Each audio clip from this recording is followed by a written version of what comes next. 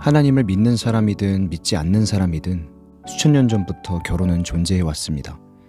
인생의 중요한 부분을 차지하고 또 심오한 의미가 있다는 것을 모두 직관적으로 알고 있었기 때문이죠.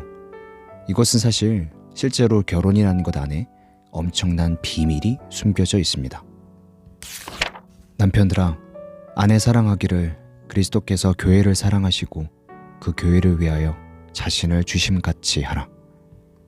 결혼의 비밀을 알기 위해서는 가장 먼저 예수님의 러브 스토리를 알아야 합니다. 2000년 전 하나님은 직접 사람의 모습으로 이 땅에 내려오셨습니다. 그분은 우리의 신랑으로 오셨고 우리는 그분의 신부로 예정되었습니다. 하지만 우리는 그분을 버리고 다른 이들과 간음을 하였습니다. 그렇게 소망 없이 더럽혀진 신부로 살아가고 있었지만 그분은 우리를 버리지 않으셨습니다.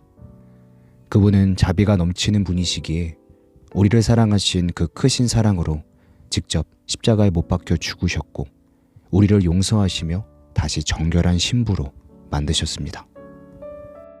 바울은 바로 이 복음에 열쇠가 있다고 말했습니다. 조금 어려우시죠?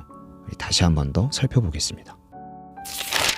결혼은 곧 한 아내와 남편을 그리스도께서 생명을 걸고 우리를 살리셨던 것처럼 그 마음으로 서로를 사랑할 때 비로소 완전해집니다. 잘 생각해보면 정말 너무나 다른 두 사람이 만났습니다. 그래서 한평생을 함께 먹고 자며 모든 삶을 공유하게 됩니다. 아무리 천생연분이라 할지라도 성격으로 부딪히고 가족 문제로, 경제적으로, 아이로 그 어떤 것이든 부딪힐 수밖에 없지 않을까요? 처음이야 미운 감정으로 끝낼 수 있지만 그 감정이 극에 달하면 그 사람의 얼굴만 봐도 미워 보일 때가 올 수도 있습니다. 이런 상황을 어찌 감당할 수 있을까요? 전에 악한 행실로 멀리 떠나 마음으로 원수가 되었던 너희를 이제는 그의 육체의 죽음으로 말미암아 화목하게 하사 너희를 거룩하고 흠없고 책망할 것이 없는 자로 그 앞에 세우고자 하셨으니 하나님은 자격 없는 우리를 그리스도를 통해 거룩하고 흠이 없고 아름답게 재창조하셨습니다. 예수님이 십자가에 죽으셔야만 했던 건 인류가 사랑스러워 보여서가 아닙니다. 사랑스럽게 만드시기 위해서였죠. 이것이 바로 비밀의 실체입니다. 누군가를 사랑한다는 건 사랑할 만해서 사랑하는 것이 아닙니다. 예수님이 우리를 사랑하기로 결단하셨던 것처럼 우리 또한 그렇게 사랑하기로 결단하는 겁니다. 지금 여러분의 짝을 한번 떠올려 보세요. 어떤 부분이 보이시나요? 죄와 허물과 단점만 수두룩하게 보이시나요? 결혼이 고통스러우면서도 정말 아름다운 까닭은 너무나 근사한 그리스도의 복음을 반영하고 있기 때문입니다.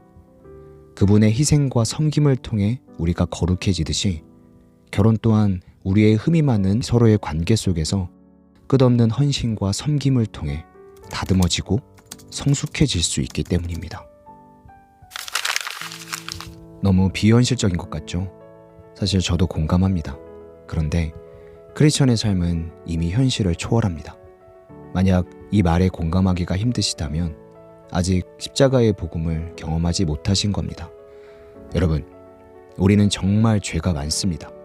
남의 단점은 기가 막히게 잘 끄집어내지만 내 허물은 잘 보지 못합니다. 하루에도 수십 번 마음으로 누군가를 미워하고 판단하고 음란한 생각, 정직하지 못한 행동을 합니다. 그리고 무엇보다 교회는 다니지만 하나님을 정말 두려워하지도 사랑하지도 못합니다. 이러한 못난 우리를 위해 희생하신 겁니다. 만약 이 놀라운 사랑을 경험한 사람이라면 어찌 상대방의 허물을 덮어주려고 하지 않겠습니까? 내 주제에 말이죠. 결혼에 숨겨진 비밀, 잘 살고 아내와 남편을 더욱 사랑하고 싶다면 성경에 담겨있는 이 놀라운 십자가의 은혜, 즉 복음의 비밀을 깨달아야 합니다.